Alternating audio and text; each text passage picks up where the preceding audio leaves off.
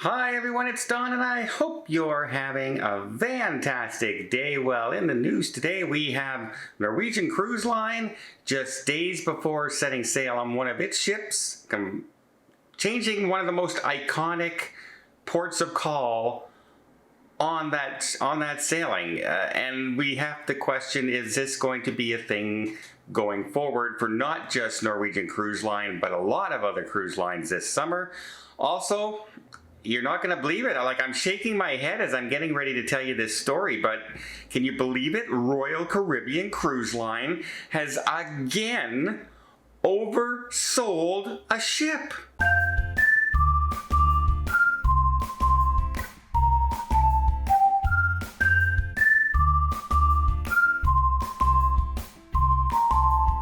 So, as people were heading to their sailing on the Norwegian Gem, they got a message for this Mediterranean cruise that, oh, sorry, we won't be stopping in Venice.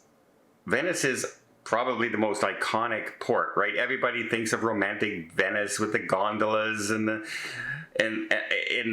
food and the history. It's just an iconic port. Everyone wants to go there if you're in the Mediterranean, obviously. Well, unfortunately, they've canceled it and they said, well, we're going to be overnighting, I believe it's Trist, in about 100 miles away, 160 kilometers away. And all trips to Venice from the cruise line, all shore excursions, have been canceled. Now, one of the issues that we have, if you remember last November, I think it was, the Norwegian Gem went to Venice, stopped in Trist, and they actually used their tenders to ferry passengers back and forth. That's right, 100 miles in a tender, about 90 minutes traveling in a tender. Now, that must have been a huge cost in fuel, manpower, etc. Not to mention, basically 3 hours on a tender there and back is not exactly a fun trip, because tenders can be very rough depending on the weather, and it's not a protective area where they're sailing, so it wasn't the best solution. And you gotta wonder if that has something to do with it this time, because they're saying that unfortunately the reason they can't go is because of the availability of the port. Now that is concerning, because we all know Venice has been saying they're limiting the big cruise ships, and if you're coming to it, you're going to have to go to the more industrial port just outside the city, and you're going to have to bus everybody in. They don't want everybody in that core block right downtown anymore. The Norwegian Gem is not exactly what you would call a giant ship. She holds under 2,400 passengers. She's under 1,000 feet. So if they're considering that a large cruise ship, well, that pretty much counts for almost every ship that pulls in. So you're going to have to wonder, going forward this summer, how many cruise ships are going to run into this problem? How many cruise lines are going to have to change their itinerary of Venice?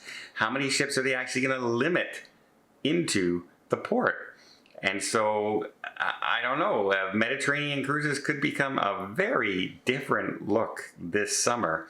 And at one point, many cruise lines have already said, yeah, we're taking Venice off our list of going to, which is really disappointing for a lot of people, as Venice, like I said, is a very iconic port of call.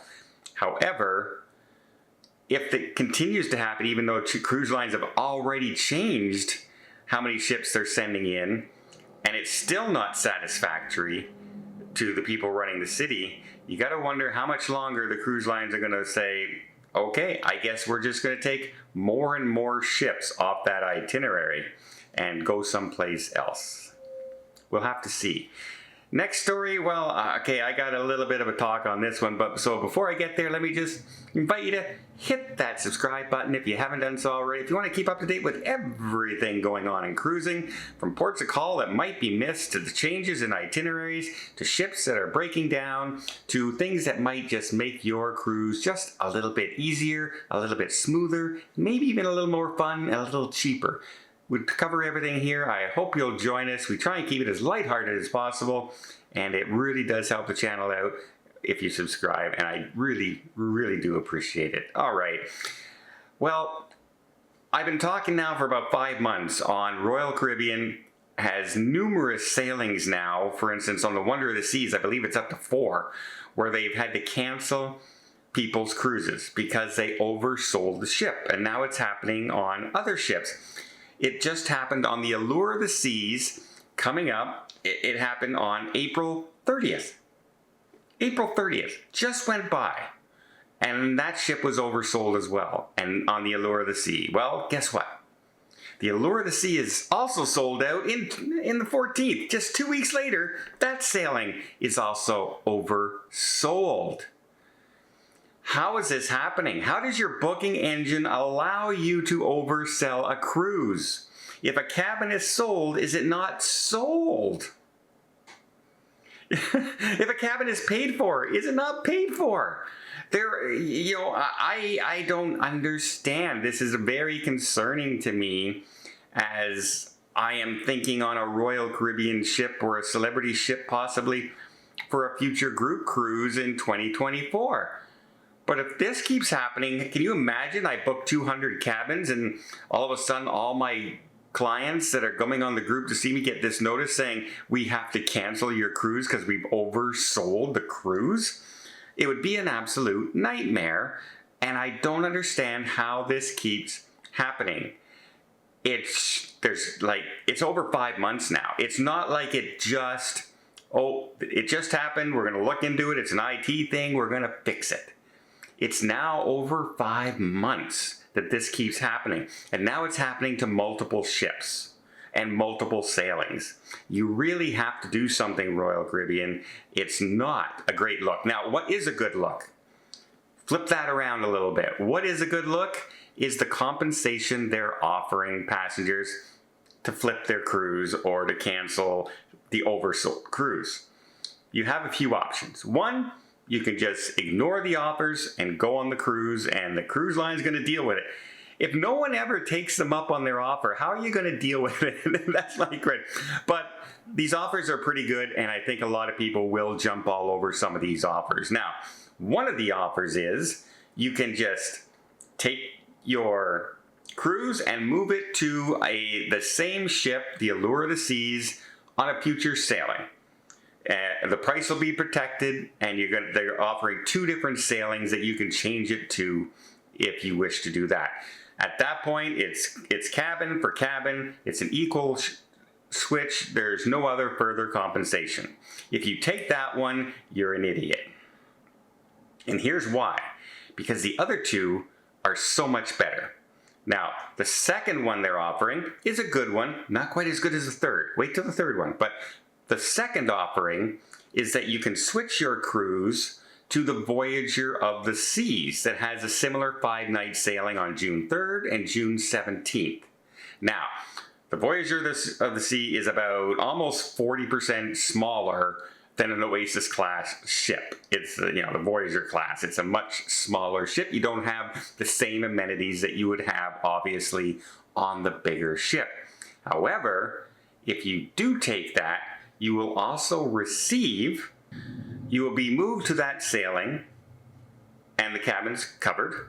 You will also receive a 100% refund for the Allure of the Seas fare, plus $300 US in onboard credits. That's right, you're more than doubling your money. Now you're going on a smaller ship, but the same itinerary. Maybe that's a pretty good offer. And I think but here's the thing. Now, if you had your heart set on being on an Oasis class ship, because maybe it's your first time going on an Oasis class ship, or you wanted to see Mamma Mia, the Broadway show, and that's the only ship in the fleet that's showing it. I completely understand that. Now, here's the thing. If you take the third offer, you get 100% refund on your cruise. And then you also get a 100% future cruise credit that you can use on any sailing. Up until May 15th of 2024 or 25. So, okay. So here's the thing. So even if you were going to see why I said the one that you switch to the other Allure ship is not a very smart offer, because why not take all your money back and then book the sailing you want, not just the ones they're offering, right? And you can go a full year out if you had to. So yeah, I think that one would be the much better deal. Again, though, you have flights involved and things like that. It could be still very expensive that people are just going to say, no, I need to go on this ship because I booked first class airfare and I'm not going to get a refund for that. And the airfare costs more than the cruise. So yeah, but here's the core problem. It shouldn't be happening. It should not be happening.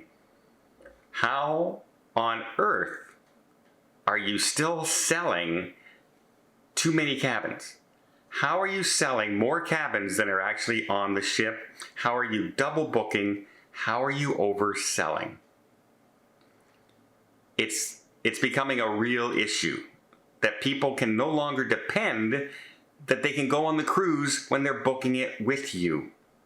And that is a huge, huge problem. Well, I hope you appreciate this video. If you did, please give it a thumbs up. For some more tips, more tricks, more travel vlogs from around the world, hit that subscribe button. Until next time, have yourself a safe and a great vacation.